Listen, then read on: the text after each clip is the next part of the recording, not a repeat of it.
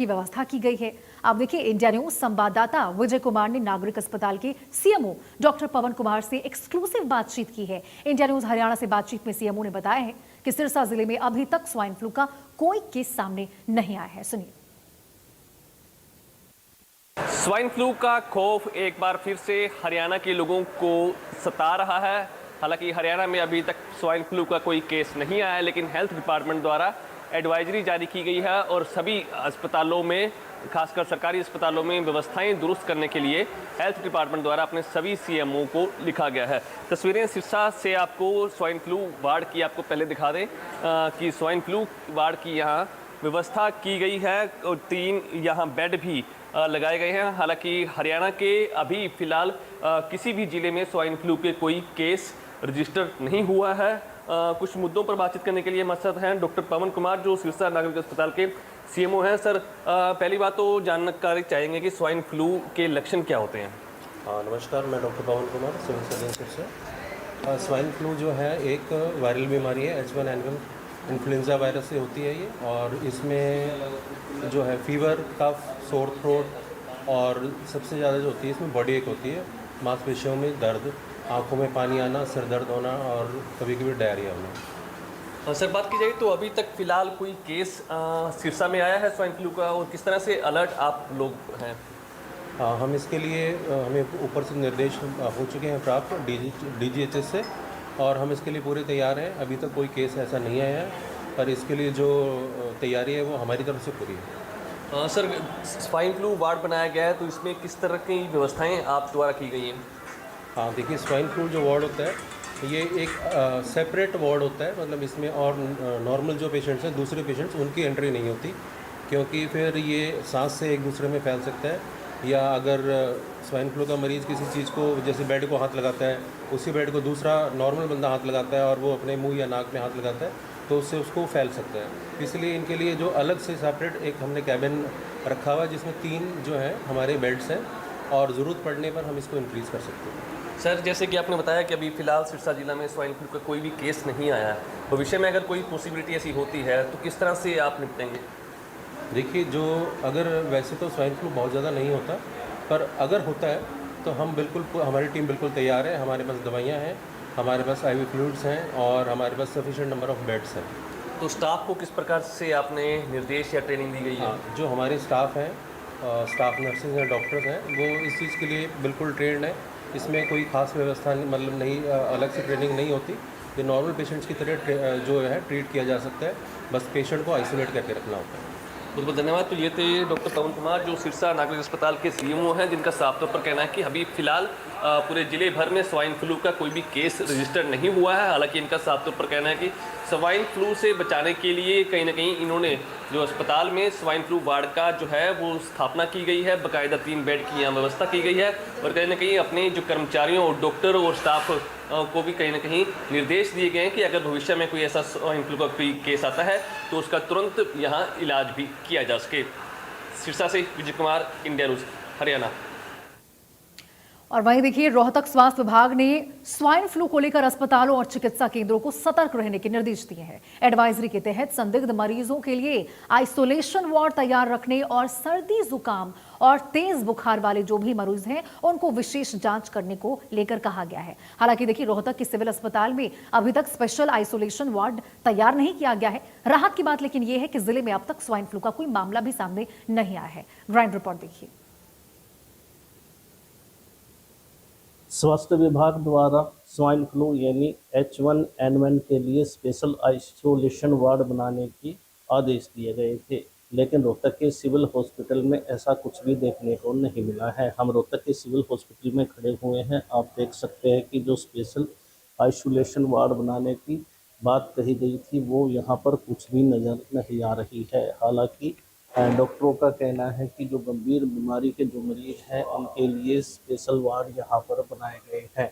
इसके अलावा सर्दी, खांसी व जुकाम जैसे गंभीर जो मरीज यहाँ पर आते हैं उनके लिए विशेष यहाँ पर जांच की जाएगी, लेकिन फिलहाल ऐसा देखने को कुछ भी दिखाई नहीं दे रहा है, क्योंकि जो H1N1 है वो लगातार फैलता जा रहा है, और ऐसे में सर्दी खांसी जुकाम बुखार जैसे जो गंभीर बीमारी है वो फैल रही है और लोगों को अपनी चपेट में ले रही है।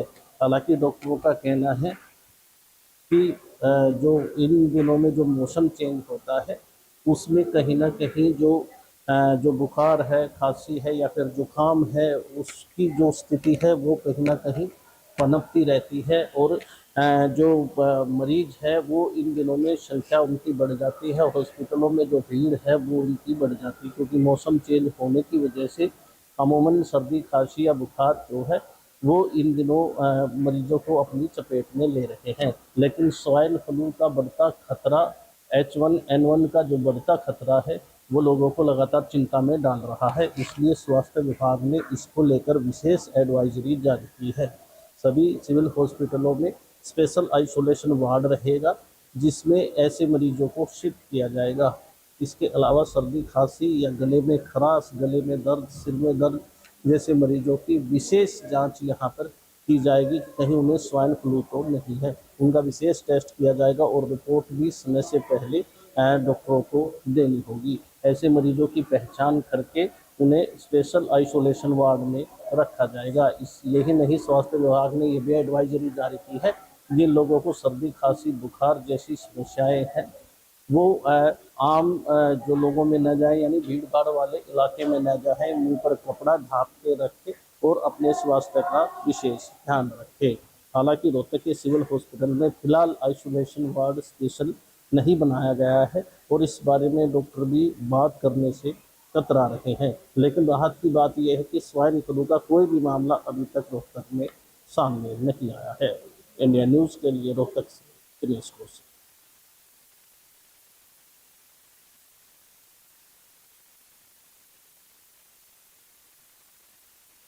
और वहीं देखिए सोनीपत में भी स्वाइन फ्लू को लेकर कोई वार्ड तैयार नहीं किया गया है। वहां से भी आपको रिपोर्ट दिखाते हैं। स्वाइन फ्लू को लेकर गवर्नमेंट की एडवाइजरी जारी हो चुकी थी, लेकिन अभी फिलहाल सोनीपत के अंदर ना तो किसी सिविल हॉस्पिटल के अंदर किसी प्रकार के कोई बेड बनाए गए हैं, ना ही किसी प्रकार के कोई डॉक्टर की ड्यूटी लगाई गई है। यदि कोई स्वाइन फ्लू का मरीज आता है तो उसके उपचार के लिए भी कोई सुविधा यहाँ पर उपलब्ध नहीं है। जब हमारी बातचीत डॉक्टर से हुई तो डॉक्टर का कहना है कि वार्ड बनाए गए हैं, लेकिन जब हम जमीनी हकीकत पर पहुंचे तो यहाँ पर ना तो कोई वार्ड है ऐसा है जिसमें स्वाइन फ्लू के मरीजों को बिठाया जा सके। यहाँ पर टीबी का वार्ड बनाया गया है, जनरल वार्ड बनाया गया है, लेकिन स्वाइन फ्लू के लिए अभी तक कोई भी ऐसा वार्ड नहीं बनाया गया जिसमें मरीजों को बिठाया जा सके। जब डॉक्टर के पास हम पहुंचे तो उनका कहना है कि पीएमओ यहाँ पर अवेलेबल नहीं है, ना ही सीएमओ अवेलेबल है जिसके द्वारा बातचीत की जाए। फिलहाल जब ग्राउंड रिपोर्ट का पता लगा तो यहाँ पर कोई भी बेड ऐसा नहीं बनाया गया जिसमें स्वाइन फ्लू के मरीज को बैठाया जा सके। यहाँ पर जो वार्ड है ये टीबी का वार्ड बनाया गया है, उसके बाद कोविड के लिए वार्ड बनाया गया था, उसी के अंदर यहाँ पर बताया जा रहा है कि वो स्वाइन फ्लू का वार्ड बनाया गया था, लेकिन जमीनी हकीकत पर यहाँ पर कुछ भी नहीं है। बाकी फिलहाल अभी बातचीत डॉक्टर से और करेंगे, यदि डॉक्टर हमें बताते हैं तो कि कहाँ पर वार्ड बनाया गया है, लेकिन फिलहाल डॉक्टर का कहना है कि यहाँ पर वार्ड बनाया गया, लेकिन जमीनी हकीकत में यहाँ पर अभी कोई भी वार्ड नहीं बनाया गया है। सोनीपत से सचिन कौशिक, इंडिया न्यूज हरियाणा। और वहीं देखिए स्वाइन फ्लू को लेकर ही हमारे संवाददाता देवीदास शारदा ने अस्पताल के सीएमओ से खास बातचीत की है और अस्पताल की तैयारियों की जानकारी ली है। इस दौरान उन्होंने क्या कुछ कहा है, सुनिए। हरियाणा में भी स्वाइन फ्लू ने एक बार फिर से दस्तक दे दी है। बात करें गुड़गांव के आसपास कुछ मरीज डिटेक्ट भी हैं, उसको लेकर के जिला यमुनानगर की किस तरह की तैयारियां, हमारे साथ मौजूद है officiating CMO doctor Divya Mangla ji. Ma'am आपका इंडिया न्यूज हरियाणा में स्वागत है। Thank you Sharda ji for having me on India news Haryana. ये बड़ा सेंसिटिव हो जाता है जब भी स्वाइन फ्लू स्प्रेड होता है। गुड़गांव में केसेस आए हैं और आजकल इंटरैक्शन और मोबिलिटी पॉपुलेशन की इतनी ज़्यादा है कि अगर गुड़गांव में है तो it can reach our district also. इसीलिए health department of our district is absolutely prepared and ready to deal with the situation और इसीलिए आइसोलेशन वार्ड हॉस्पिटल्स में बनाए हैं। अगर स्वाइन फ्लू के पेशेंट्स जो होते हैं वो इनिशियली उनके जो सिम्टम्स होते हैं वो एक नॉर्मल किसी भी फ्लू की तरह होते हैं, जैसे कि फीवर होना, रनिंग नोज होना या हेडेक होना, एंड उसके बाद कैटेगरी 2 जिसमें गैस्ट्रो एंट्राइटिस होना या जीआईटी के सिम्टम्स आ जाते हैं, एंड देन इस कैटेगरी 3 जिसमें फुल फ्लेजेड निमोनिया टाइप के सिम्टम्स आ जाते हैं जो कि लाइफ थ्रेटनिंग हो जाते हैं और उससे ऑक्सीजन सैचुरेशन गिरने लगती है पेशेंट की। उस टाइम हमें आईसीयू की भी ज़रूरत पड़ती है और आइसोलेशन वार्ड्स की भी ज़रूरत पड़ती है। पर अगर हम लोग कुछ प्रिकॉशंस लें तो ये ज़्यादा गंभीर कैटेगरी 3 तक पहुंचेंगे भी नहीं और इनका wide spread with in the population भी नहीं होगा। एक तो जिसको भी फ्लू लाइक सिम्टम्स हो वो ज़रूर अपने आप को आइसोलेट करें दूसरे हेल्दी पर्सन से, ताकि दूसरे पर्सन में, क्योंकि ये रेस्पिरेटरी ट्रैक से फैलता है, ड्रॉपलेट इन्फेक्शन है, वो दूसरे पेशेंट्स में ना जाए, दूसरे मतलब हेल्दी पॉपुलेशन में ना जाए। हो सके तो मास्क डाल के रखें, क्राउडेड जगहों से दूर रहें, अपने आप को थोड़ा सा आइसोलेट कर लें, तो हमारी एक रिस्पॉन्सिबिलिटी होती है कि दूसरे जो अभी जिनको फ्लू लाइक सिम्टम्स नहीं है वो इन्फेक्ट ना हो जाए। फिर भी अगर सिम्टम्स 2-4 दिन में कम होते नहीं दिखते तो ज़रूर हॉस्पिटल में आएँ और अपना टेस्ट और इलाज करवाएं, जिससे कि उसका एंटीवायरल ड्रग्स हैं, टैमी फ्लू है, या उनसे इसको रोका जा, मतलब the spread can in the patient also, उसको गंभीर रूप लेने से बचाव हो जाता है। और सुपर एडेड इन्फेक्शंस जो होती हैं उनके लिए भी दवाइयाँ दी जा सकती हैं जिससे कि ये ज़्यादा गंभीर रूप ना ले। डॉक्टर साहब, बात करें पिछला ट्रैक रिकॉर्ड देखते हुए, क्या ये जानलेवा भी होता है? तो अस्पताल कितना तैयार है?